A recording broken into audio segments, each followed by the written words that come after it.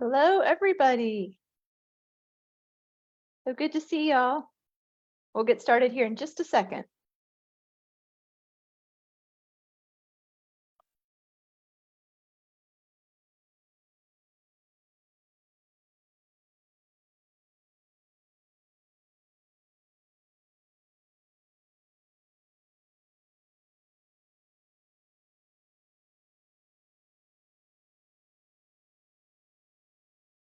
I see some familiar names in the chat. Glad y'all could make it tonight.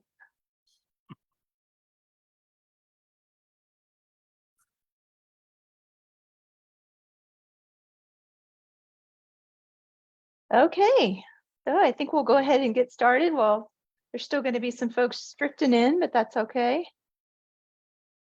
So, welcome. Thank you so much for joining us this evening for tonight's virtual event, the Flagship of Texas Citrus. As always, our hope is that through these events, you will continue to get to know us, the Friends of the Texas Historical Commission, and learn more about our mission to support the Texas Historical Commission in its preservation efforts across the state. We offer these casual yet educational virtual events as a way of showcasing topics of interest to our wide and varied audience. Many of you have chosen to support us with donations through these events, for which we are so grateful. Thank you.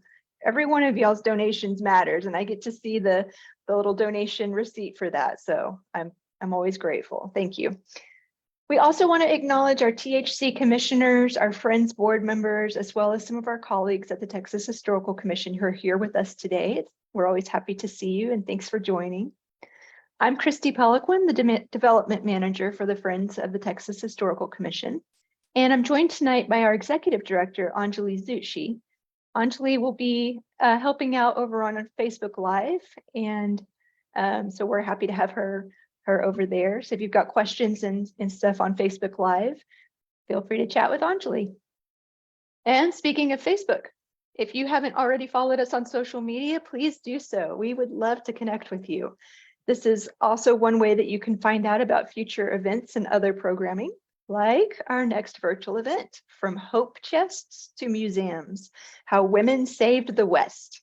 This was going to be presented by Renee Dantes, who describes herself as a bona fide Texan and proud daughter of the state's famous Panhandle. She is also the research assistant and archivist for the Panhandle Plains Historical Museum. Looking forward to that one. A few housekeeping items before we get started. As usual, we would appreciate it if you could keep your microphones on mute. That just helps us hear our presenter a little bit better. After the presentation, we will send you a recording, and we'll also send you any links to information that's talked about tonight so that you can have that. We'll probably drop some things in the chat, but we will also put it in that email that we'll send out to you tomorrow. As usual, we'll do a Q&A, and so the Q&A will be at the end of the presentation, but during the presentation, feel free to start putting your questions into the chat box. That helps us have a queue of questions ready to go so that when the presentation is over, we can just start leaping into the questions. Okay, enough of that. Moving Christy, on. may I jump in real quick to acknowledge a couple of people Sure. on the call? Our board member, Brian Shivers, our former board chair, Brian Shivers, is on here. Thank you, Brian, for joining. And I did want to put a shout out for Gabriel Ozuna, who's also on this call. Gabe is the reason why we are having this event tonight. We started, I was mentioning to David earlier that we started this pursuit a year and a half ago with Gabe's help. So thank you, Gabe, for the idea and for helping connect us with the Citrus Center and with Professor Laughlin. Okay. Thank you, Anjali. Okay, and yes, Brian's nice to see you, Gabriel. Thank you for joining. All right, let me get back to where I was on my notes. It always takes me a second. Okay, so now it's my privilege to introduce our presenter. As you may know, the Friends of the THC's motto is preserving the real places and the real stories of Texas. Tonight's event takes us down to the Rio Grande Valley to learn more about the Texas flagship citrus, the grapefruit. Dr. David Laughlin is here with us tonight. He is the assistant professor at the Texas A&M University Kingsville Citrus Center, located in Weslaco, Texas, in the Rio Grande Valley. the heart of Texas citrus. At the Citrus Center, Dr. Laughlin works in numerous roles, including research on citrus disease management and horticulture, grower outreach, and teaching citrus and subtropical fruit crop production classes. Dr. Laughlin is a plant pathologist by training, although he's involved in many aspects of citrus production. Dr. Laughlin is a native of the Rio Grande Valley and received his education at UT Brownsville and Texas A&M University. He has worked at the Citrus Center for 5 years, following work done on coffee research in Guatemala. Dr. Laughlin, thank you so much for being with us this evening, and we're excited to learn more about the grapefruit. I'll turn it over to you. Great, thank you for the introduction. Good evening, everybody. So we're going to go ahead and get started. Let me share my screen here.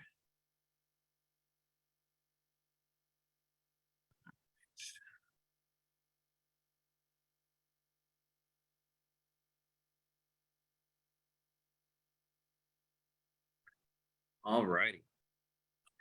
Well, thanks for the invitation to give this talk. This is a topic that I'm very passionate about. Hopefully, I'll be able to share some of that passion with you guys, the audience. I'm looking forward to any of the questions that you guys might have.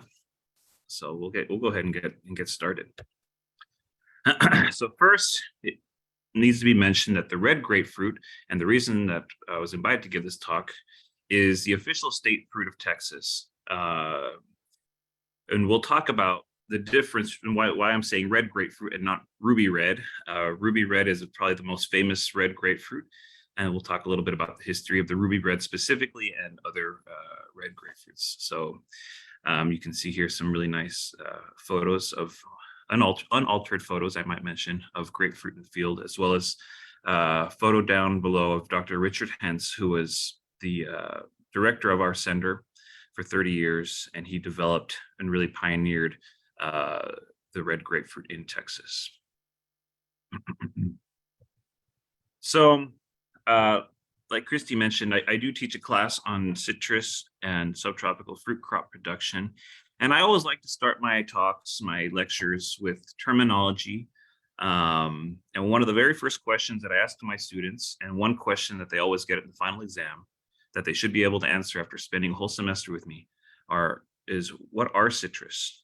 Because sometimes people may have a different idea of what they are, and I always kind of like to, set some definitions. And most people think of citrus as just the fruit, right? But actually citrus, and especially for the purposes of this presentation, we're going to be really referring to citrus as the tree or the plant. So citrus are evergreen shrubs that are known for their aromatic properties in the leaves of fruit. And here's your this talk is not going to be very scientific, but here's your scientific term for the day that you can memorize and go to sleep with the knowledge that you learned a new word: Hesperidium. So the citrus fruit is botanically classified as a Hesperidium. So there are many citrus relatives, but only those that produce this type of fruit can be called citrus. And these are those fruits that have a leathery rind with many oil glands and multiple segments that are packed with juice vesicles. And sometimes, when people first get asked what a citrus is, and they start kind of describing the aromatic qualities and juicy qualities, I always like to say, well, you may not be able to put it in words, but I'll know it when I see it or smell it, right? Because all citrus species and varieties are known for being very aromatic. So, of course, here's a picture of the classic citrus fruit. You have the leathery rind, the multiple segments, and the juicy vesicles, okay? There are many varieties of citrus, thousands of varieties, actually. And this is just a small example of some of the citrus varieties that exist. Of course, we'll be talking about the one that's marked M here, the grapefruit. But here we have everything, from the large pomelo here to the small finger limes here. But they are all considered citrus. So this talk is primarily focused on grapefruit, right? This is why we're here, is to learn about grapefruit. But I'd like to talk about where grapefruit came from, actually. So we're gonna have to take a step back, way before the Rio Grande Valley, before Texas, before the Americas, and go into we're gonna go into kind of the deep history of citrus to be able to explain how we got here in the first place. All right. Now it may look a little bit confusing, but what many people may not know is that, if you think about the previous slide, you saw all those different varieties. Well, all of those were actually derived from really 3 different citrus species, which are the pomelos, the mandarins, and the citrons. So you think about all those different shapes and colors and sizes and flavors.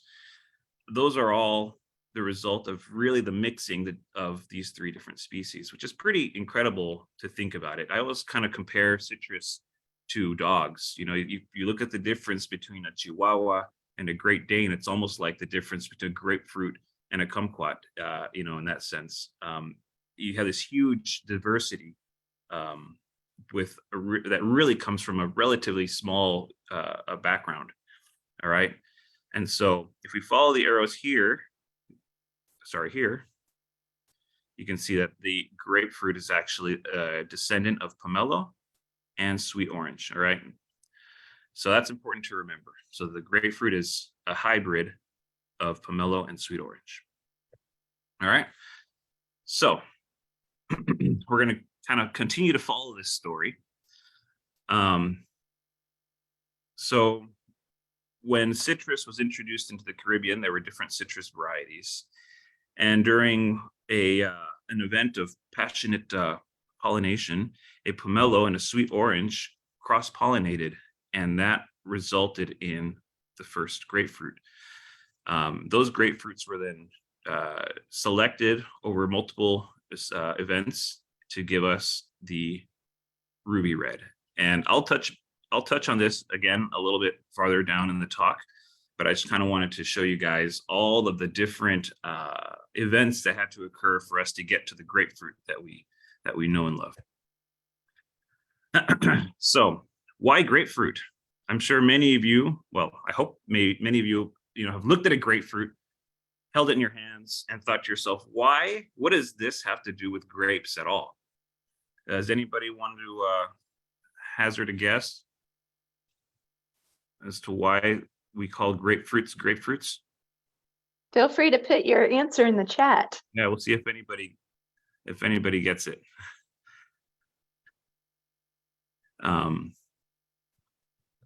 And either or not, we'll just we can look at the answers later. But what does? Oops. Let's see. There we go. They're starting to come in. So grapes are a fruit. Okay, you can. Sorry, I just want to make sure you were seeing the. No, if you could read it to me, that'd be great because I can't see it. It says it grows in bunches like grapes. Okay. That's one possible answer. Somebody has definitely seen my presentations before. And another person says fruit that grows in clusters. So similar. Okay. Yeah. All right. Well, that's correct. So grapefruit is unique among citrus in that it does grow in clusters. If you look at an orange tree, you'll notice that most of the oranges are produced in the outside of the canopy. Grapefruit tends to be produced in clusters nearer to the trunk or the main branches. So, all right, like I said, we're going to be kind of moving through the history of grapefruit as a variety. So citrus species, those 3 species that we talked about, the pomelo, the mandarin, and the citron, actually evolved in Southeast Asia, the Malaysian Peninsula and the foothills of the Himalayas. All right, so if you look at this orange block here, that's the native range of mandarins. And this red is the native range of pomelos. So both of these genetic groups are responsible for giving us the genetically what would eventually become our grapefruit. Okay. Now, again, I'm not going to spend too much time on this, but humans are great at moving things around the world, right? And so just because these evolved in the Himalayan foothills and the mountains of Southeast Asia didn't mean they stay there, right? So many of these were moved west along the Silk Road due to trade, religious expansions. Many of them were moved to Southern Europe, Northern Africa, India, the Arabian Peninsula, and eventually many of these made their way from Spain to the New World. Okay, you can follow some of these arrows, and they come complete with dates. All right, in the 1500s, and later on, these were moved to the New World. And then one thing I did want to point out here is in the Caribbean, this is marked with a G. This indicates the origin of the of grapefruit. And how do we know all this stuff? Well, fortunately there are records. There are archaeological records. People have found fossilized remnants of grapefruit, of citrus skin, seeds, and wood that we can date and match back to see what species they were.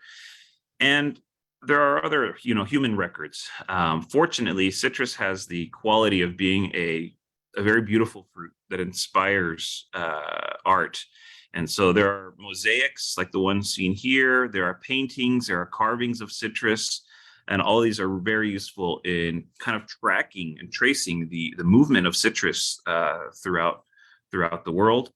Another tool that is used is linguistics.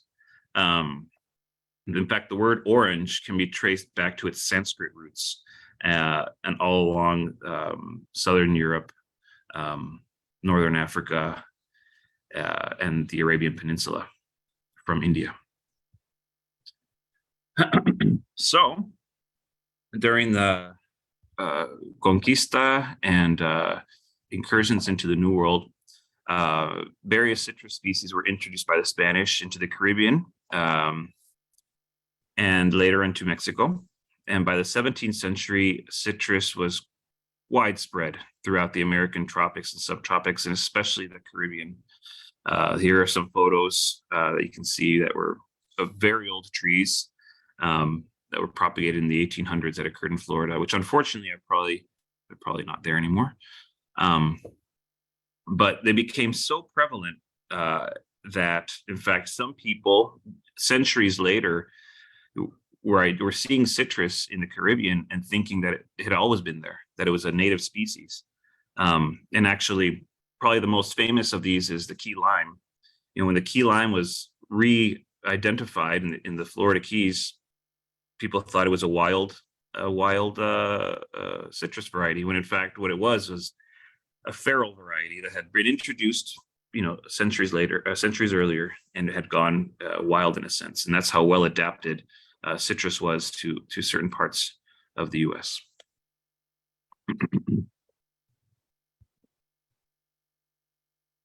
So now we're going to talk, but we're going to start to focus in on the production and how citrus got to Texas. So Florida was really the point of entry for citrus into the U.S. And you can see here on the map kind of the citrus zones of the U.S. Now, I will say that this map is outdated, but I like it because it really clearly shows the citrus zones. You can see, obviously, a large part of Florida is considered a citrus production area, even nowadays. Small parts of Louisiana and other parts of the South. Of course, the tip of Texas. Interestingly, again, I said this is an old map. You can see that in the Winter Garden area, there's a production zone, which no longer exists. Arizona, of course, has a very long history of citrus production. They're very well known for their production of high quality lemons. And California. California is a very famous citrus production area. Again, this is an old map. So you may notice that in this map, the citrus production area is concentrated around Los Angeles and Orange County. There's no more citrus there. That's all residential metropolis. So that citrus zone has moved east into more of the desert areas, Indio, Riverside, and those areas. But it's still the number one producer in the U.S. is California in terms of volume. All right. And I like to, so now we're going to focus in on Texas. I like to present this map because I think it's kind of, this is a history of Texas or historical commission. And so I think this is kind of interesting. Now, I pulled this map out of a publication that was come out in the 50s. It was a magazine called the Border Scope. And when I first saw it, I had to do a double take because at first glance, it seems kind of normal. But then when you look a little bit closely, you realize that it's a map of the US with Texas being expanded. And then within Texas, the Rio Grande Valley also being expanded. And you can read some of the captions in it, which are kind of, kind of funny.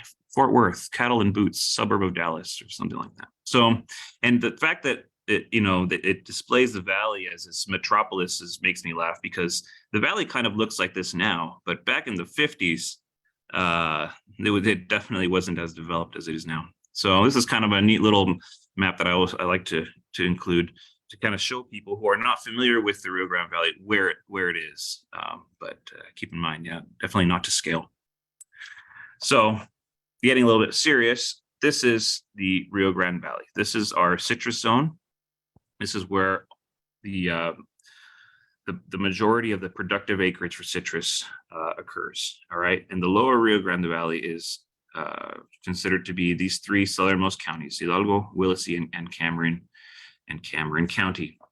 So the majority of the citrus production in this area is going to be in the Mission, Far, McAllen, Edinburgh area, as well as around the Delta Lake area, which is going to be Monte Alto and Hargill. There's still quite a bit of citrus in Cameron County. It's a bit more spread out.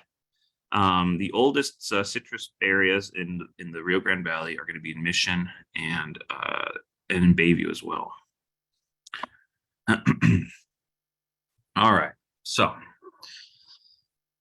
we've we've talked about the trajectory, a little bit about the history, where citrus came from. So we'll go ahead and focus now on citrus in Texas. So even though the Rio Grande Valley is the commercial hub for citrus production, the first commercial groves were actually not in the valley. They were established in Falfurrias in Brooks County, which if we go back, you can see is just north of Hidalgo County. All right. So some of you may know Falfurrias for its butter factory. You can still get Falfurrias butter today at H-E-B or Walmart. So the very first commercial grove was established in Falfurrias groves and some of the surrounding towns. Many of those early groves were actually oranges, not grapefruit. It was about 80% oranges and 20% grapefruit. There were also commercial groves that could be found all along the coastal bend, as well as the winter garden area. So that's going to be like Uvalde, the Uvalde area. We here at the Citrus Center, we use these Kawasaki mules to get around the Citrus Center. So I showed this to a student and I said, look, this was back when the mules were actually mules. And you can see here, they're making the berms I think this particular tool was used for vegetable production, but they repurposed it here for berming up a citrus grove. And these are photos. I should mention these are photos from Falfurrias. So here's a lemon plantation, a 1-year-old. These lemon trees from 1921. Probably for me, the most striking thing in this image as a citrus researcher is the distance between trees. As land has become more expensive, and there's been a trend towards more dense groves, and to see this kind of space between trees is especially lemon trees is pretty incredible. You wouldn't see this today in a lemon grove. They would be able to plant it a lot more closely together. And here are some photos of grapefruit trees from the Falfurrias area. And again, you can see that really nice, typical grapefruit cluster on the left-hand photo. And this is a photo of a packing shed. You can see that the operation of Falfurrias was actually quite serious. In fact, Falfurrias had a citrus industry until a severe freeze in the 1950s wiped it out. And I wanted to share this photo as well, because this is actually a citrus grove in Seabrook, Texas, just pretty much about between Galveston and Houston. So this is probably a really nice subdivision or something now. But you can see that all along the coastal bend there were commercial citrus groves at some point.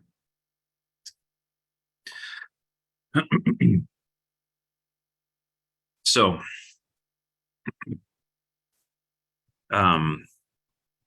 that was in Falcoudias in the coastal bend. So what about the Rio Grande Valley? Well, in 1912, John H. Sherry moved from Corpus Christi to the Rio Grande Valley and recognized the potential that it had because of its subtropical environment. The only thing that we needed was water. So he built or installed the first lift station to move water from the Rio Grande to irrigated land. And he purchased and subdivided 50,000 acres in the mission area, and also ran a campaign to bring people from the northern part of the U.S. to the Rio Grande Valley to invest in citrus. So he's considered really the father of Texas citrus. And this photograph on the right is from 1931 of one of the oldest trees from that period that was probably planted around 1915. So once people realized that this could be a lucrative venture, an extensive canal system was built to move water from the Rio Grande to all the agricultural land. In Cameron County, there are these natural oxbow lakes that colloquially we call them resacas, and those were also used to hold water and move irrigation water to citrus groves. And so between the 1910s and the 1940s, the acreage really exploded and eventually peaked at almost 80,000 acres. There was a lot of interest, a lot of advertisement that went into this. You can see the image on the right is just an example of the kind of marketing that was presented to bring people from the northern states to come and invest their money in citrus groves in South Texas.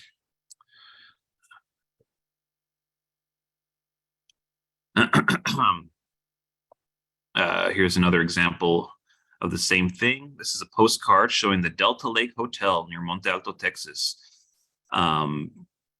It's originally established as a mansion, and it was converted into a hotel, and it was used to house prospective buyers that were coming down to the valley to invest their money. The structure still stands today. You can go drive by and see it.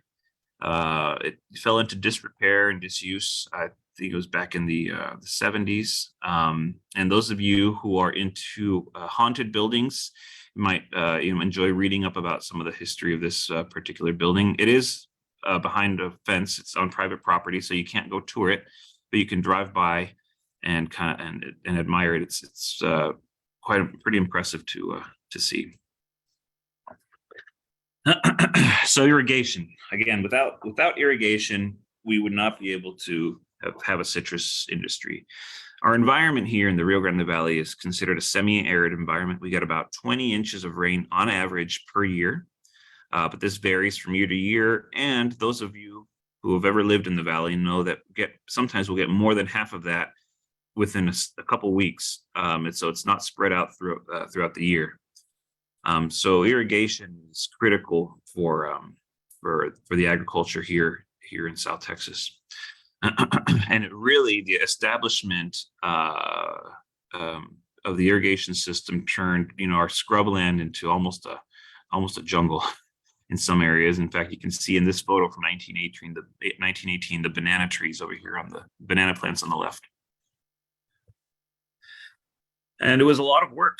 A lot of the scrub was cleared by hand, which is challenging work. Most of our scrub is thorn scrub, and a lot of these arid adapted plants put down deep tap roots. They're difficult to remove, and that's how a lot of these irrigation canals were built. And just to kind of give you guys an idea of how extensive this system is, you can see here, and I know it's not terribly clear because it's so small, but all of these red lines And then the blue lines in between them indicate, the red lines indicate the underground pipes, and the blue lines are the irrigation canals. And this is just for one irrigation district. And on the right-hand side, you can see the different irrigation districts. So it's it was a huge project, very impressive that this was able to be done.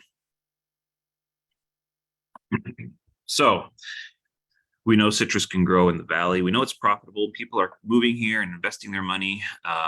Many of these were absentee owners who purchased acres and then hired grove managers to manage them, and then just collected the profits from wherever they lived.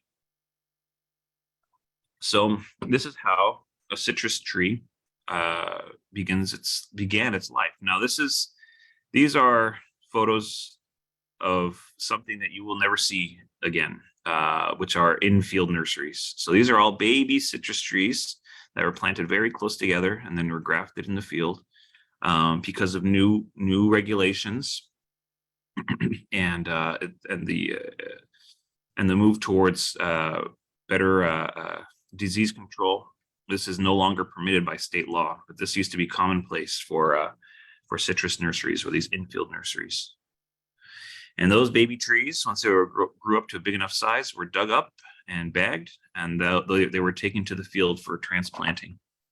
And this photo shows the Thompson, two members of the Thompson family. There's Tommy Thompson on the right. He was the owner of Thompson Farms, and that farm is still exists today and is under operation by his son Brandon Thompson. And it's a really nice example of citrus farming as it was for a long time.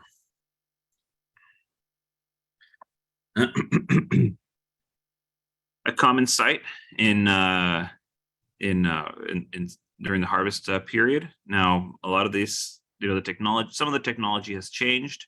You don't see wooden boxes anymore. Now you see plastic crates and forklifts moving all those around. But some things haven't changed, and that is the way that we harvest citrus, the way that we harvest grapefruit, which is by hand. Maintaining the quality of our grapefruit is very important, and so all of our grapefruit is picked by hand, and then that is deposited into bins. And so here's the really nice shot where you can see that there were citrus groves as far as the eye could see in parts of the valley.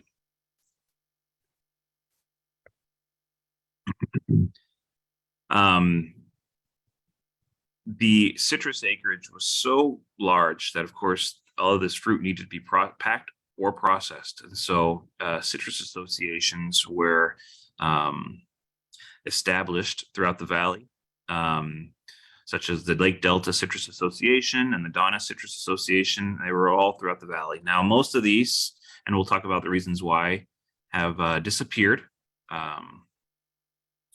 But at some point, these were common all across the valley, and these were packing houses. So the fruit would be deposited here and packed to be distributed.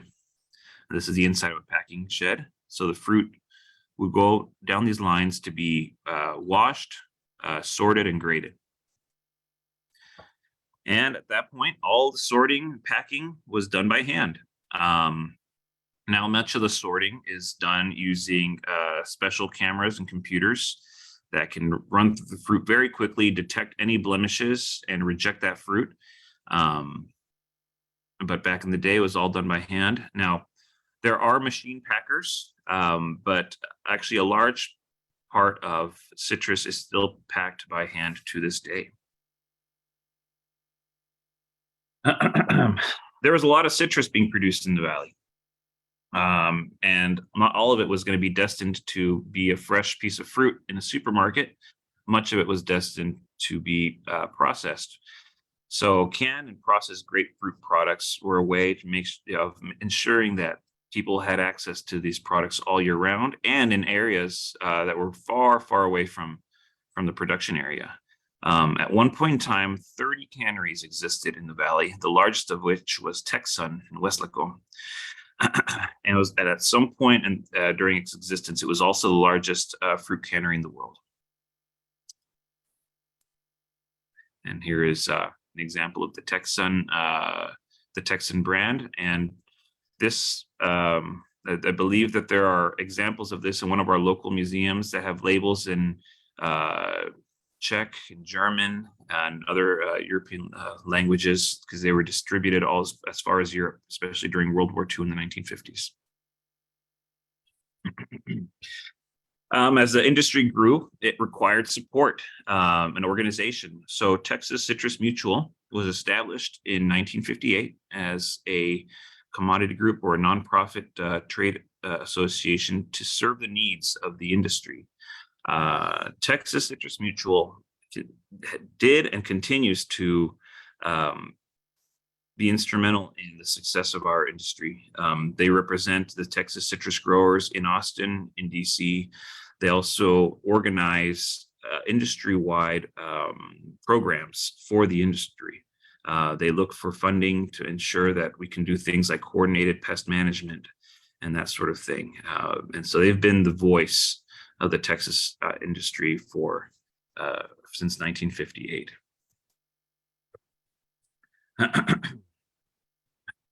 To support research and training, the industry established the Texas A&M, that used to be Texas A&I, Kingsville Citrus Center in Weslaco, Texas. Sometimes there's a little bit of confusion since we are affiliated with the Kingsville University. People think we're in Kingsville. We're actually in Weslaco, just there in the middle of in the heart of the valley. And the goal of this was to basically establish a training and research center to establish things like nutrition, fertilization practices, pest control, and develop new varieties. So the Citrus Center was established with funds from the industry, and we continue to manage and perform research on over 200 acres of citrus groves. The Citrus Center was established on what used to be an Air Force base in Weslaco, Texas. And so this is an aerial shot of the original installations. In 2010, the original building was demolished, and this is the new building. And we still continue to do quite a bit of research to this day. You can see some of the citrus groves in the back that we work on. So, like I mentioned, the Citrus Center has played an important role in developing pest and disease management practices. We work very closely with growers. We listen to their input and use that as a way to guide our research. Many of the citrus varieties that are planted in Texas and, in fact, in other parts of the world were developed at the Citrus Center, including the Rio Red grapefruit. Some varieties that were developed at the Citrus Center are not even planted in Texas at all, like the Star Ruby, but are planted in other countries like South Africa. And we're also are a teaching center. So we produce, teach and train master students and PhD students. But, you know, not all good things can last sometimes. So in the 1980s, devastation hit. There's a saying that it doesn't freeze in the valley, except for when it does. So in 1983 and 89, severe freezes hit, which decimated the acreage, the grapefruit acreage here in South Texas. There had been freezes roughly once every decade since for the last 100 years, or since it was recorded. But the severity and duration of these two freezes decimated the industry. Many groves, especially after the 89 freeze, were sold or abandoned. I'd mentioned that some owners were absentee owners, so they owned grapefruit acreage here in the valley. And after the 89 freeze, many of them decided to sell, deciding that it was no longer going to be profitable to hold on to that acreage. So the 1983 freeze reduced the acreage from about 70,000 acres to 30,000. And then there was a little bit of an increase as people recuperated from the 83 freeze. People planted about 6,000 acres. But then in 1989, another freeze hit and reduced that 36,000 to about 12,000 acres. So it's it was a tough time for citrus growers, and that really changed the face of the industry. And the citrus industry has never really recuperated from these events. So what does the citrus grapefruit acreage look like now? So this is a relatively recent map of the citrus production area. You can see that in Cameron County, which is the southeasternmost county, is still quite a bit of citrus, but it's a lot more dispersed. It's not as much as it used to be. Most of the acreage is in Hidalgo County, and most of the acreage in Hidalgo County is in the Mission and Edinburgh area over here in the west. And there's a lot more acreage now going in up here in the Hargill area. The current acreage is about 22,000, but we expect it to, but it is going up. But not all was lost. So the Holbrook family pioneered organic citrus in Texas in the 1990s and established South Texas Organics. And they showed that they could produce high quality citrus that was just as beautiful and delicious as conventional citrus. And so this family and this company continue to be the premier organic citrus producer in the valley.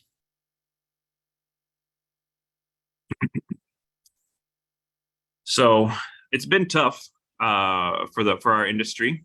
We experienced Hurricane Hannah in 2020, winter storm in 2021, which I'm sure many of you remember, and a drought in 2022. So the acreage following these events, mostly the freeze, were reduced from 26,000 to about 22,000. The industry currently is growing. There are many acres are being replanted, and we expect the industry will stabilize around 25,000 acres. So in these images here, you can see on the right, following Hurricane Hannah, what one of our groves looked like, and you can see all of the green fruit that had not ripened yet, that got ripped off the trees. And in this image here on the left, these are aerial photographs of the same grove, the top one before the freeze and the bottom one after the freeze. Many trees did not die completely, but were damaged enough that they were considered no longer productive. So that is kind of a snapshot of the trajectory of the industry.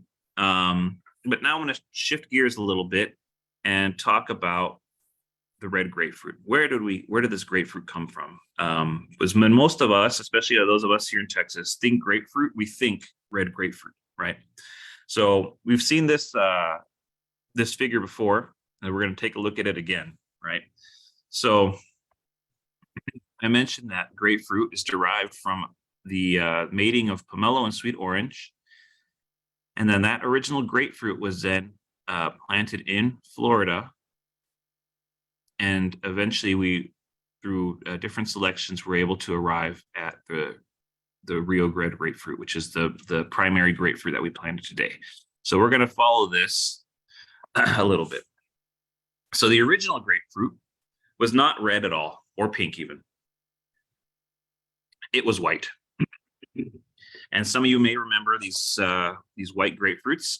You still can see them in Florida. I'm not aware of any that are planted here in Texas right now, except here at our center.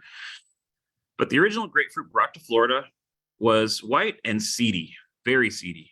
And even though many of these were probably planted from seed, the variety that eventually emerged was known as Duncan. So it's a good fruit, a little bit more sour, and a lot of seeds. From Duncan, farmers and the industry was able to select a seedless variety, which the most common of which was named Marsh, the old Marsh varieties. And so these are seedless white grapefruit. And it's actually a very delicious fruit. The interesting thing is people tend to eat with their eyes and taste with their eyes. And so those of us who expect a grapefruit and then see this color have a natural prejudice to think it's not going to taste as good. But a Marsh grapefruit is actually a very nice nice piece of fruit. And this variety was the prevalent variety for a long time before the pink varieties emerged.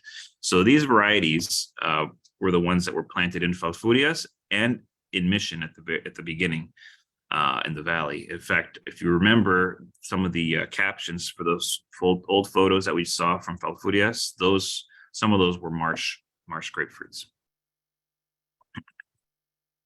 So eventually, blushed fruit in the form of sports were identified. I have here the term sport. The correct term is bud sport. So what a bud sport is a natural mutation that occurs on a tree.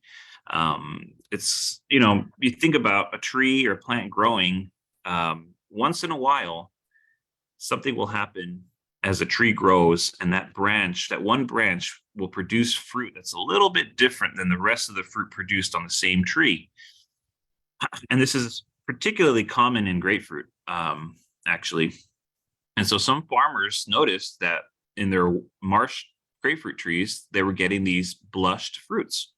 And so they were able to take cuttings and budwood from these branches and graft them and propagate them in this way. And so this is the origin of blushed fruit. A lot of these blushed varieties were selected by individual farmers, and so a lot of them have the names of the farmers. So you'll see like Henderson and all sorts of names, and they call them Ruby, Henderson Ruby, and things like that. But a lot of these are the blushed fruits, and so this was really the first, what we would call pink grapefruits that emerged, and this was the beginning of the Texas red grapefruit. Okay, so here's the ruby red, famous ruby red. So the ruby red grapefruit is considered to be the very first red grapefruit, and was selected from a blushed variety known as Thompson. The ruby red was planted very extensively in the valley for several decades, and essentially became the brand for grapefruit. In fact, when I was invited to give this talk, they asked me, well, can you give a talk on the history of the ruby red grapefruit? And I said, well, sure, except that the ruby red is just one variety, and we don't plant it anymore. But even though it's no longer planted here in Texas, if you go out and look at grapefruit products, a lot of times you'll see, oh, ruby red flavor or something like that. And it's just because it's such a well-recognized brand. So the ruby red grapefruit, it really did become a brand for Texas grapefruit. And it was also the first patented variety. And it's interesting, we call it the ruby red. When we look at some of the other varieties, I think if one of us were to encounter a ruby red these days, we would really call it more of a pink grapefruit than a red grapefruit. So the Rio red was developed from the ruby red, and really was the first true red grapefruit. Following the 89 freeze, essentially all of the ruby red grapefruits were replaced with Rio red. So almost any grapefruit variety that you see planted here in South Texas is going to be a Rio red grapefruit. Really, this is a beautiful piece of fruit, really deep red flesh, and a really nice balance of sugar and acidity. And this continues to be the variety of choice to plant here in South Texas. The development of these varieties we can attribute to Dr. Richard Hentz. Dr. Richard Hentz was a citrus breeder and also the director of the Citrus Center for 30 years. And through his efforts, he was able to select and promote the ruby red grapefruit. So you can see here kind of the progression. So here's Thompson pink, ruby, Ray ruby, which is another red grapefruit that did exist but is no longer planted commercially. And then 148. And so 148 was a selection that would eventually be named the Rio red.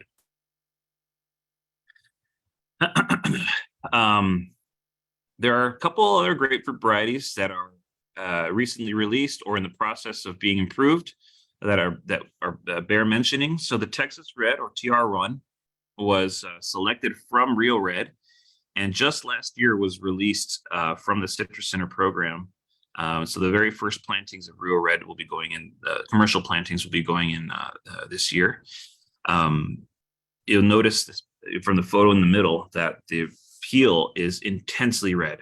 You know, the Rio Red will have a pink to yellow to pink peel, but the Texas Red is a uniform red peel, and it's interestingly, the bitterness is also reduced. In the bottom right-hand corner, you can see what we call the golden grapefruit. This is probably one of my favorite grapefruit varieties. Nobody really knows where it came from. We think it's a sport or a mutation of a white grapefruit. It's very sweet, not very sour, and lacks almost all of the bitterness that we associate with grapefruits. The main problem that it has, it is very seedy, which, you know, doesn't bother me so much, but when you're trying to promote and release new varieties, seedlessness is important for market acceptance. And so this is a variety that we've been working on here at the Citrus Center to reduce the seediness, and hopefully will be released soon. There is at least one commercial planting of the golden grapefruit here in the valley. And so once in a while, if you're lucky, you'll find it at one of the HEBs here, but it's quite rare. But we hope to see more of that in the future. And so this figure kind of sums up the progression of how we got to red grapefruit. So you can see Duncan on the left, white, very seedy, followed by Marsh, which is considered a seedless. And I should say that seedless doesn't mean completely 100% seedless. Usually just means there's only going to be 2 or 3 seeds per fruit, followed by the Ruby Red, the Rio Red, and then this is the Star Ruby. I didn't really talk about the Star Ruby too much. It was also developed at the Citrus Center, but it has some agronomic performance issues, and so it was never planted extensively in Texas, although they plant it quite extensively in South Africa.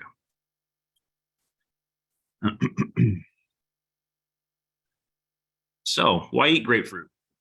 Well, grapefruit is known as one of the original health foods. It's got numerous health benefits. You can look at the table here and see that it's got a lot of minerals, amino acids, and vitamins in the fruit. And it's got a very unique flavor and aroma. Nothing tastes and smells quite like a grapefruit. And it's delicious, obviously. So when can you get grapefruit? Well, fortunately, grapefruit is available for several months. So the harvest season extends here in Texas. It'll be different in Florida and California, but the harvest season extends from about November to about April. So I did go to a grocery store yesterday and looked, and it looks like they finally stopped selling grapefruit. I think there might be a few stores that still have it, but the packing sheds are going to be pretty much running on empty. So any of the grapefruit that you see from here on out are probably going to be from California. And in my opinion, the best fruit is going to be harvested in December and January. Of course, juice can be found throughout the year. So now that we know when we can get it, where can you get it? So obviously the option that's going to be most available to people is in grocery stores. However, there are many farmers here in the valley that still operate fruit stands. And so I would highly recommend, if any of you ever come down and visit us, to come visit some of these stands. So I mentioned the Thompson family. They have a farm stand that is well worth a visit. They sell, in addition to grapefruit, other produce, and they also juice their citrus. And I know this talk is focused on grapefruit, but they also sell orange juice. And it's interesting, you know, we've gotten so used to sour orange juice from Florida that people have forgotten that that orange juice is supposed to be sweet. And so I highly recommend if you guys can visit any of these farm stands to treat yourself to some of the citrus. And then on the bottom right is another farm stand in San Benito run by the Skeef family. And I mentioned the organic South Texas Organics. They also operate a shop called Earthborn, and much of their fruit can be found there, and they also sell online. So South Texas Organics and Earthborn and a few other Rio Grande Valley based companies will sell fruit boxes online. So how do I eat a grapefruit? It's a big piece of fruit. If somebody were to pop it in front of you, you might not know what to do with it. Well, the most common way of eating it is to spoon it. You cut it in half, and there are grapefruit spoons, or you can even use a regular spoon. Those of us here in the valley know that the best way to eat a really sweet grapefruit is with a little bit of salt on top. Now, some people who are used to getting sour and bitter grapefruits from other places might think that the best way is to put sugar on top. But when you get a really sweet South Texas grapefruit, the sweetness becomes even more so if you sprinkle a little bit of salt on it. So I'd really recommend next time you guys get a piece of grapefruit from South Texas to try that out.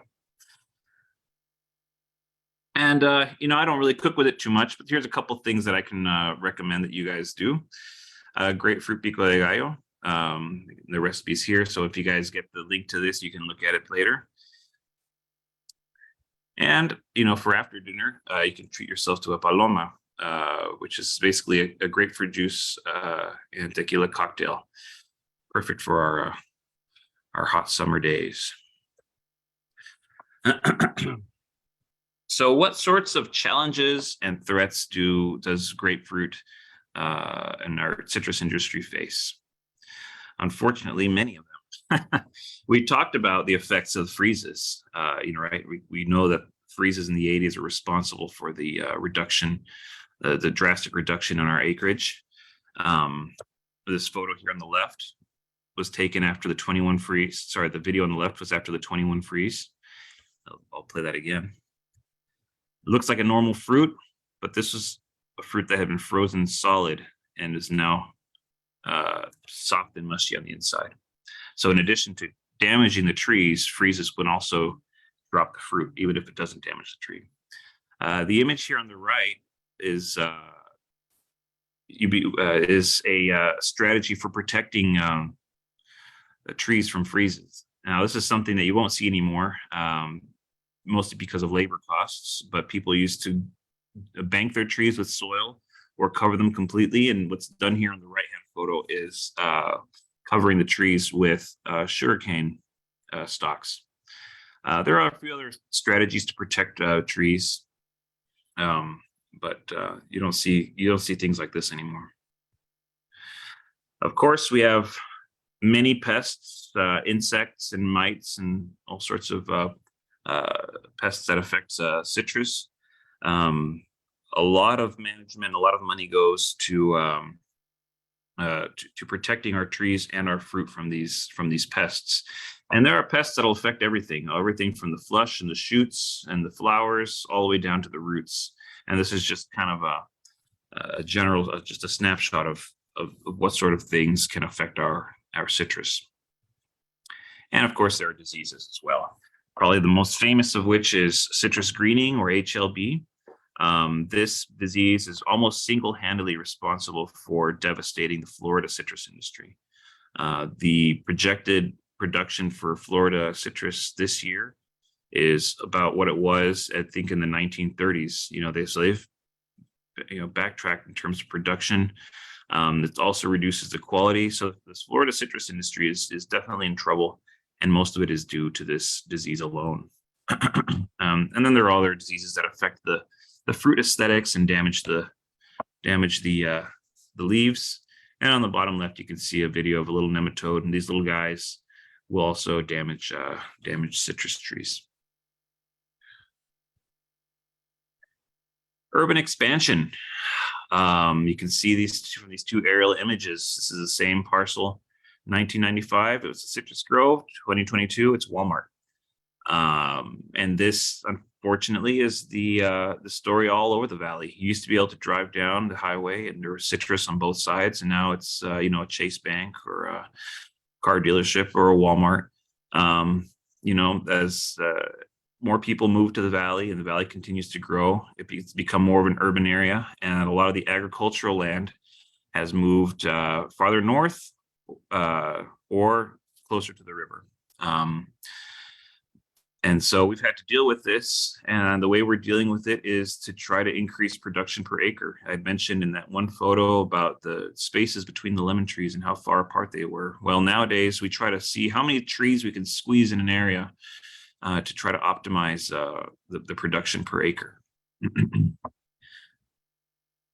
So what can you do to help? Respect the quarantine zone. So maybe you know this, maybe you don't, but since citrus is so important to Texas, it is unlawful to move trees out inside or outside of quarantine zones. And the most important quarantine zone is the Rio Grande Valley. So it is against the law to move trees out of the valley and move trees into the valley. And that's to protect citrus from all those pests and diseases that we just saw. Humans are the number one, the leading cause of moving pests and diseases, whether they be for plants or for people or animals. And so anything we can do to avoid the introduction of those pests and diseases is worth doing. And if you need, further confirmation of that, like I said, just look at what's happening in Florida right now. And that's definitely something that we want to avoid in Texas. Don't buy contraband trees. So contraband trees are trees that are not certified. So again, one of the strategies to maintaining citrus tree health is that all trees are now certified, meaning that they came from certified nurseries. And so trying to avoid trees that were developed and grown using non-certified practices is a good strategy. If you want to buy a tree, there are many certified nurseries in the state. For those of you up north or in Louisiana, you can get them from Saks and Becknell, and they sell to a lot of other nurseries and to Costco and other stores, and so you can get their trees from them. Or if you're here in the valley, U.S. Citrus sells trees, and there's a few other nurseries around here that are certified that produce really, really nice trees.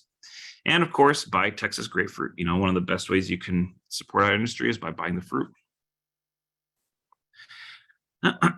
What else can you do? Inform and educate.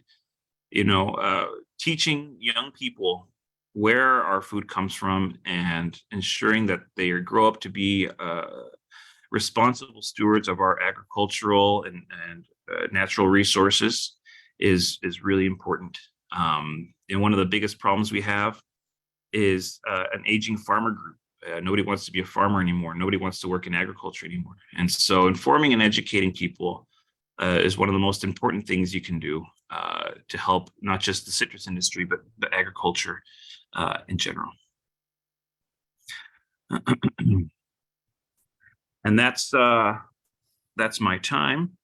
My contact info is below, so you can feel free to reach out to me for any further questions or concerns. And I'd like to answer any questions that you guys might have now. Thank you. Thank you, David. That was incredible. And I now have my mouth watering for grapefruit. That's why I said you guys should have invited me to give the talk in November so people could run out, buy a box of grapefruit. Let's go ahead and stop screen sharing for a second. And let me just remind folks that David's contact information, as well as a link to the Texas Citrus Center that he's been talking about, and a link to the recording of tonight's event will be sent to everyone who registered for this event. And we'll send that out tomorrow. So just keep an eye on your email inboxes. And by the way, please do check your spam folders. If you're not getting email communication from us and you're expecting to, it might be in your spam folder. We've been having some trouble with that lately, and there's nothing that we can do about it on our end, unfortunately. So just a word to the wise about that. We have a lot of questions in the chat. I also did want to mention real quick that I would encourage any and all of you to come visit us here at the Citrus Center. Like I said, we're here in the Rio Grande Valley, so sometimes we don't get that many visitors, but if you ever come down here to go to the beach and eat some tacos, come and swing by and say hi. We'd like to, talk to you about citrus. That's great. Thank you so much. And like I said, we'll put a link to that center in the email so folks can contact you about maybe drop by and visit. Sure. I need to get down there. Are there grapefruits we can eat when we go there? That's the pressing question. Well, why don't you give me a call when you're thinking about coming by, and we'll see what we can do. Sounds good. Okay, so we do have we traditionally have a citrus winter festival in January, but COVID kind of put an end to that. And we have not restarted it, but we're hoping to maybe restart it next year. All right, that's great to know. So Dorothy has a question, and it's sort of the opposite of what you were talking about with the seeds. She says, will fruits like oranges and grapefruits ever again be available to the public with seeds? No, not likely. Again, I appreciate that you want seeded fruit, because I myself like, to have a watermelon, for example, that has seeds in it. But overall, the market demands seedless fruit. When was the last time you ate a grape that had seeds in it, for example? All these breeding efforts to develop new fruit varieties, one of the criteria is seedlessness. So really the only way to get fruits with seeds in it is to, grow it yourself, or know somebody who does. I'm sorry to say. Yeah. She has another question. Was the cross-pollination of the pomelo, am I saying that right? Pomelo? Some people say pomelo, some people say pomelo, some people say pomelo. Was the cross-pollination of the pomelo and the orange a natural cross, or was it a man-made cross? Good question. So most likely it was natural.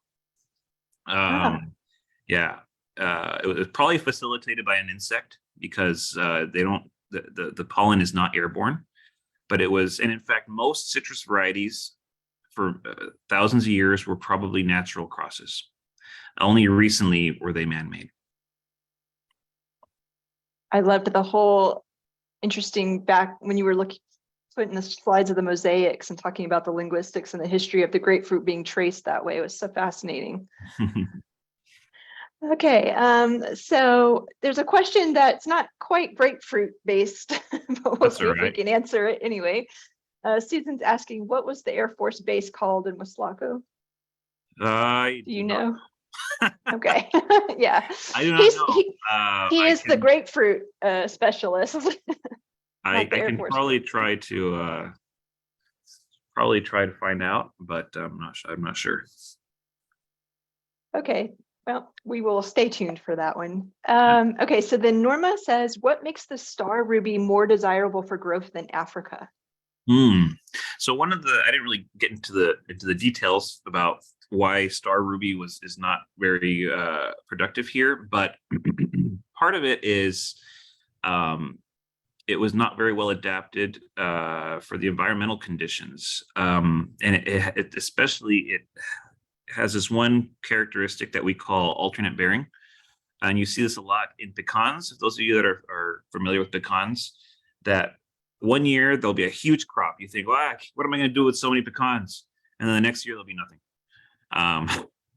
And star ruby was known for that characteristic.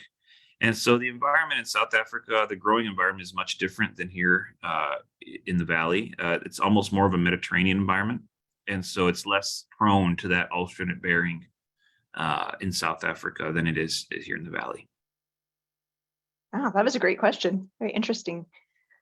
So Donna had asked about citrus greening, but this was at the point of your presentation when we hadn't quite gotten there yet. So she was asking, is it a problem in Texas? And then it seemed like you answered that. Yes, it is a problem. It is a problem. Yes, it's something we're dealing with. Yeah, trying to deal with. So Dorothy asks, which state or nation took up the slack when we had the freezes in the 80s? Were we able to get grapefruit from somewhere other location, or? Yeah, well, Florida has always had some grapefruit production, and and so has California. So those two states kind of made up some of that. There was still some production, but really there was not much slack to be. I mean, there was nobody to take up that slack in that sense. There was just no grapefruit, you know. Yeah, right. Kind of similar to after the 21 freeze. There was just there was grapefruit until there wasn't, you know. So whatever was harvested before February 14th, that was it, you know. Yeah. And just a word to the folks who are joining us on Facebook Live. We are going to get to your questions too. Do not despair. We are going to get there. So we're just going to scroll on down and we'll get to them soon. So this is a comment, not a question, but I thought you should know that Kathleen says, love this program. Thank you. I grew up in the valley, played in the groves, always remember the doves cooing in the trees, nostalgic, even today when I hear doves cooing. Just a nice memory. That's a great comment. Thank you. Yeah, it's a great place to grow up. Okay, so AOD says, why is grapefruit unique for interacting adversely with medications? Okay, that is a pretty complex question because there are a lot of factors in grapefruit that interact with medications, especially those that are prescribed for cholesterol management. So many people who are taking medications for cholesterol are advised to not eat grapefruit because it can block the effect or accentuate the effect of the medication. Now, I'm not a biochemist, so I don't know the actual mechanisms.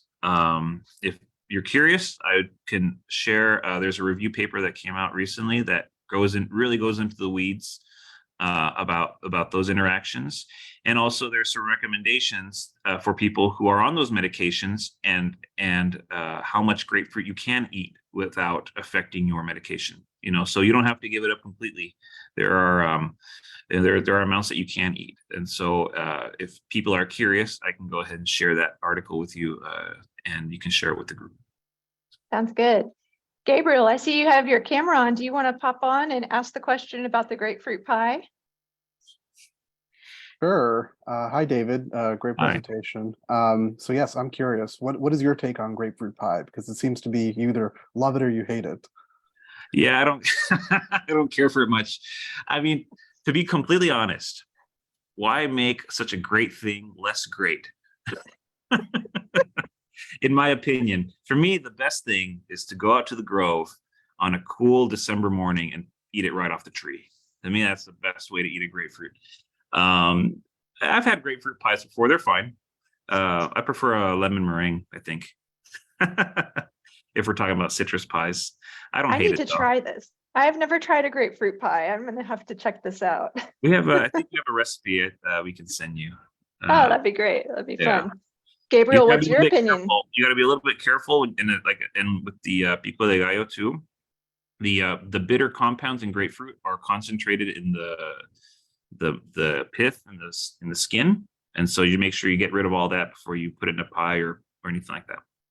So Gabriel, thumbs up or thumbs down on the pie? I have to say I've had it 2 or 3 times, and one of the times not so great. The other 2 were pretty good. So I think it depends on the recipe. Probably. Don't knock it till you try it. Fair enough. Okay, so there are a lot of other comments thanking you for this presentation and saying that it's fantastic. So just know there's a lot of that in the chat. And Maureen is asking, how are the trees pollinated? Well, most citrus does not require cross-pollination. So it's not like apples or almonds or watermelons that you have to have bees out there to pollinate them. Most of them don't require pollination. And, we can really get into the weeds about that. But there are a couple varieties, primarily Tangelos and some mandarin varieties that do require cross-pollination. And yeah, those are pollinated by bees. It's great. So I want to take a second now to turn to some of the Facebook Live questions. Anjali, do you have some questions over there that you would like to? I have a comment and a couple of comments and a couple of questions. So let me just run through those real quickly. Okay, sounds good. Carlos Martinez from Brownsville, Texas says he's got a ruby red or Rio red in his backyard, which suffered a couple of years back with because of the harsh winters, but it's coming back. He just wanted to share that. Travis McIntyre asked the same question that you just asked earlier, Christy, which is why do they say not to eat grapefruits with certain meds, especially medications for high blood pressure? So I'm assuming it's the same answer. Probably compounds block the efficacy of the medications. But David, if you have any other thoughts about that, specific to blood pressure medications. No, unfortunately, that starts to fall outside the realm of my expertise. Right. Carlos also says he heard some mention, but what are some nurseries to get a Rio Red tree and a Myers lemon tree? His died during a freeze. So Where are you, Carlos? It kind of depends on where you are. You know, so if you email me or call me and let me know where you are, then we can kind of help guide you to where to get those. You know, so because again, depending on whether you're in the valley or outside the valley will kind of affect that. Yeah, if Carlos can put his email address in the messenger on Facebook, then we can connect him. Carlos says he's from Brownsville. Oh, okay. Yeah. You can go to LNF Citrus. They're a nursery in Mission. LNF. US Citrus as well. They have some nice trees. And again, I would just recommend, if you want to talk more about it, just give me a call here at the center and we can, we'll share some more of the nurseries. There's about 4 or 5 nurseries here in the valley that you can get trees from. Perfect. Thank you. I think that's all we have so far on Facebook Live. Okay, sounds great. Well, we've got a couple more here and we've got some time, so let's keep rolling with questions for as long as we can. Let's see. I think the next one is from me. Yours. Yeah. Do you want to ask it? Yeah. David, you mentioned a Sanskrit word, the root word for orange. Can you repeat that? I missed the word that you used. I didn't say it because I don't remember it. But it sounds very similar to the Spanish word naranja. It's like naranjit or something like that. And I have the link. I'll dig into that. I was just curious. I'll send you the link. In fact, I was going to link it onto the presentation, but I thought it was too much because it shows like an interactive map from India to Europe and the linguistic changes that occurred for that word. So I'll share that with you via email. That would be awesome, and we can include that in the emails to the participants that Christy sends out. Thank you. Yeah. I love thinking as you were showing all the black and white pictures over time of the different growers and the different, the packing locations and everything. I was really enjoying thinking about all the culture that must have sprung up around in these communities around just grapefruit production and growing. Yeah. We still have a citrus festival, and then and a citrus king gets crowned every year. And this year, our Citrus King is our Citrus Center director. So he's been having to go to all the parades and stuff. Okay, so Kathleen Bryan says I am mispronouncing Westlaco. Sorry about that. Westlaco is how people here say it. Westlaco. Westlaco, okay. I am sure there are many things I mispronounce all the time, so thank you for helping me. Okay. So Greg is asking, what is greening? Okay. So greening is a disease, and more correctly, it's called by its Chinese name, which is Huanglongbing, and we shorten it by saying HLB. But sometimes we call it greening because it's more. That's what it used to be called.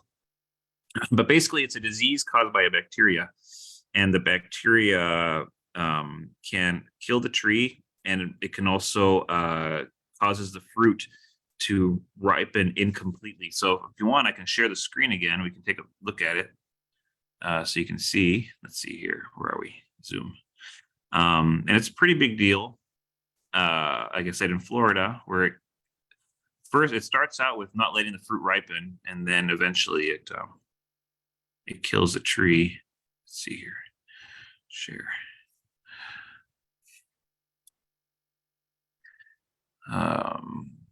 slideshow.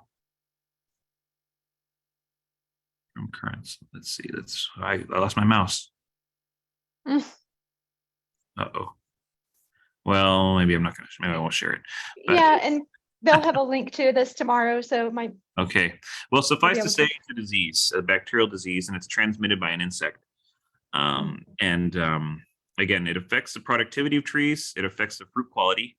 So a citrus fruit that has greening will be underdeveloped and sour. And then eventually, especially in the case of Florida, it'll kill the tree. Now here in Texas, we don't see many trees die from greening, but we do see the fruit effects. Yeah.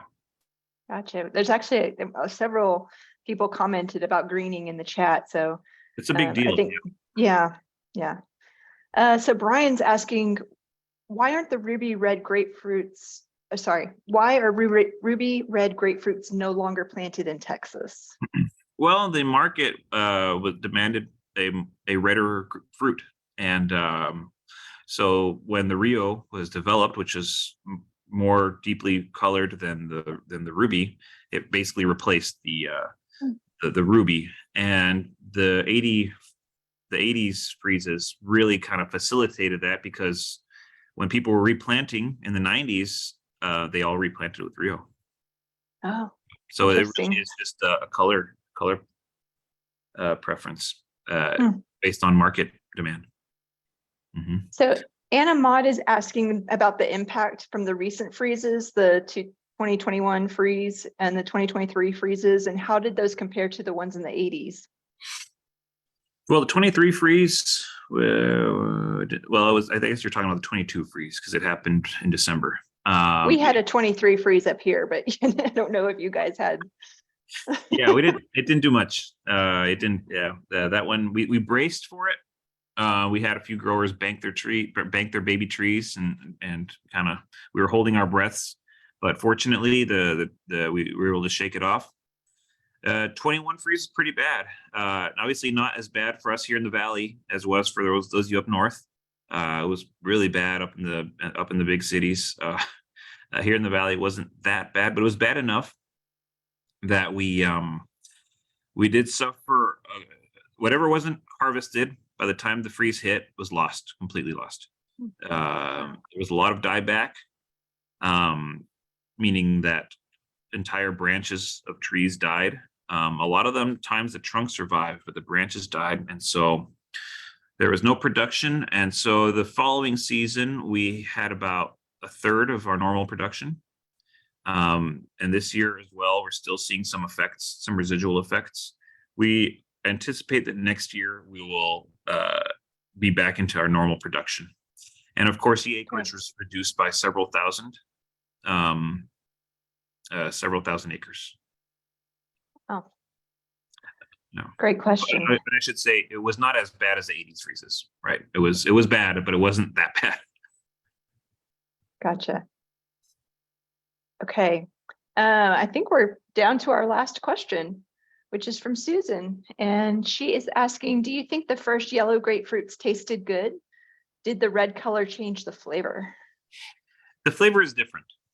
It is different if you do a blind taste, but I think they tasted good.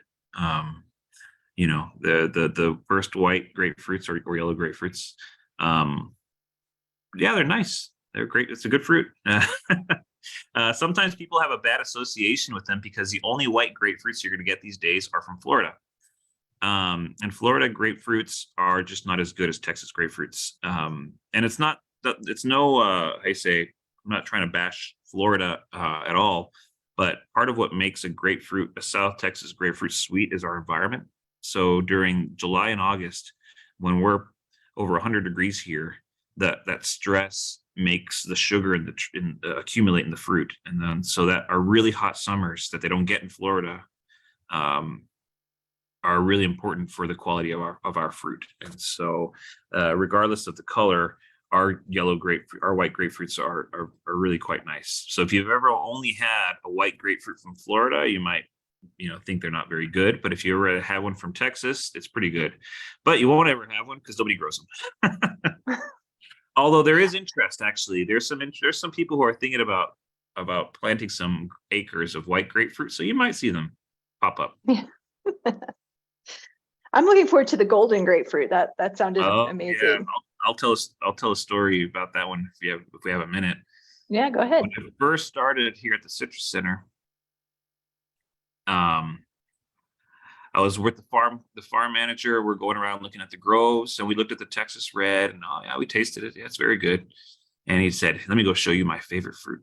And so he took me to the row of Goldens that we had here at the Citrus Center, which are gone now because of the freeze. He said he cut one and he handed it to me, and he said, "If you want your wife to fall back in love with you, give her one of these." And it really is a really nice piece of fruit. Well, now I especially have to have one. That's a lot of story with no grapefruit to eat. No. Well, you come to the valley and we'll see what we can do. All right, sounds good. Well, I am so appreciative for your time today, David. And there's again lots of thank yous and sweet comments in the chats. And I know that this was important for a lot of folks. And it sounded like we had folks from the Rio Grande Valley, and they were enjoying hearing about the grapefruit from where they're from. It's part of their memories and their culture. So it was really interesting. So folks, we will email you tomorrow with a link to this presentation and all of the resources that were mentioned, and David's contact information at the Citrus Center. So be on the lookout for that. We hope that you will join us for our next virtual event, which will be the Hope Chest to Museums, How Women Saved the West. So you can find that on our website. Please follow us on social media, and we hope to see you again soon.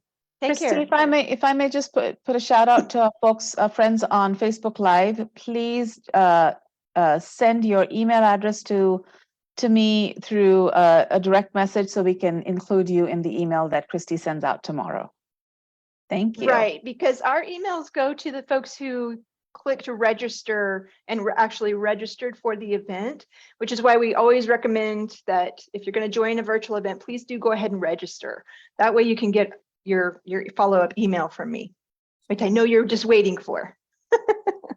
All right, you guys, take care. Bye-bye. Thank you, David. Bye-bye. Thank you, guys.